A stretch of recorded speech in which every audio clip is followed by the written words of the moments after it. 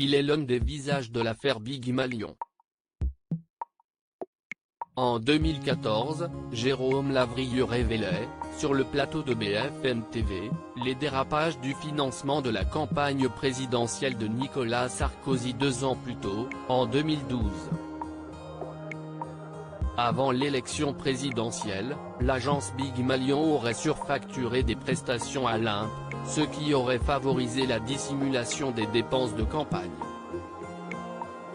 Des dépenses allant jusqu'à 18 millions d'euros seraient ainsi passées inaperçues au cours de la campagne présidentielle, des montants encore contestés par Dominique Dor, trésorier de l'Imp à l'époque des faits, ainsi que Jean-François Copé, mis en cause dans l'affaire.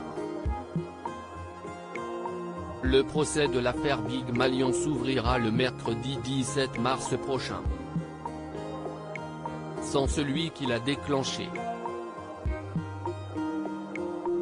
Désormais loin de Paris et des scandales politiques, Jérôme Lavrieux a refait sa vie dans le Périgord, où il gère désormais une petite maison d'hôtes, comme l'a révélé, jeudi 11 mars, l'émission Complément d'enquête. Au vert, le mouton noir de la droite apparaît apaisé. J'ai souvent droit à la question, alors, ça vous fait pas drôle, quand même? Vous étiez proche du pouvoir, vous avez vécu des choses, vous avez voyagé en avion, avec Sarkozy, Copé, etc. J'ai rien à secouer, lance l'ancien député européen dans le secret qui a fait exploser la droite.